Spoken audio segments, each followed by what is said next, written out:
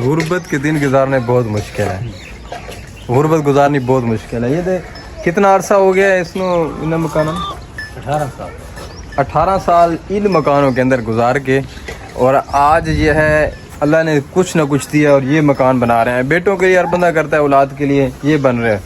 تو دیکھیں ہم اتنے اعلیٰ محلات کے اندر بیٹھے ہیں اور ہمیں دوسرے کا اندازہ ہی نہیں ہوتا. ہم اس کے باوجود بھی ناشکری کر رہے ہوتے ہیں کہ یار بس ہم مر گئے، ہمارے پاس کچھ نہیں ہے، حالانکہ سب کچھ ہونے کے باوجود. دیکھیں اب یہ کتنے بچے؟ 5 بچوں کے ساتھ یہ مکان اور عرصہ 18 سے 20 سال زندگی گزارنا کتنا مشکل ہو سکتا ہے آپ کے خیال کے مطابق؟ ان کی خواہشات بھی ہیں، ان کے جذبات بھی ہیں، احساسات بھی ہیں، بچے بھی ہیں، ان کے بارے میں بھی سوچنا کہ ان کی شادیاں اور ان کا رہن سہن اور ان کی اپنی بچوں کی خواہشات بھی.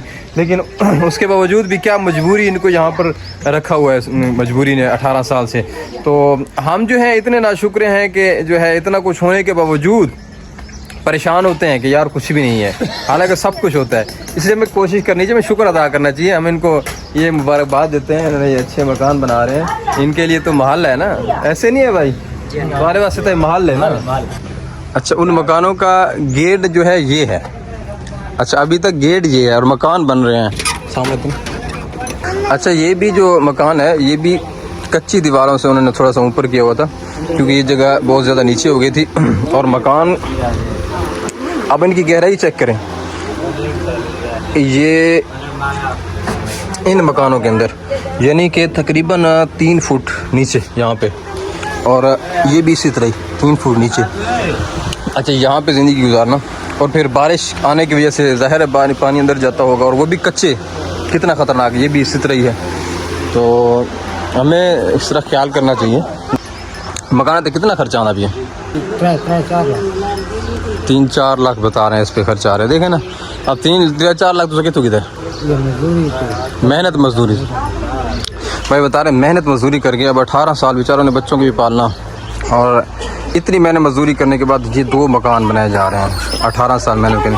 وغیرہ یہاں پہ ساری زندگی گزار رہے ہیں. اب یہ محنت کر رہے ہیں، ان کو گرا رہے ہیں، اور یہ بھی یہ دیکھیں کچی دیواریں، ان کو بھی بچانے کی کوشش کر رہے ہیں کہ یہ جو اینٹیں پڑے ان کو سائڈ پہ رکھ رہے ہیں، چلو ان کا کسی کو کوئی نہ کوئی کام آ جائیں گے.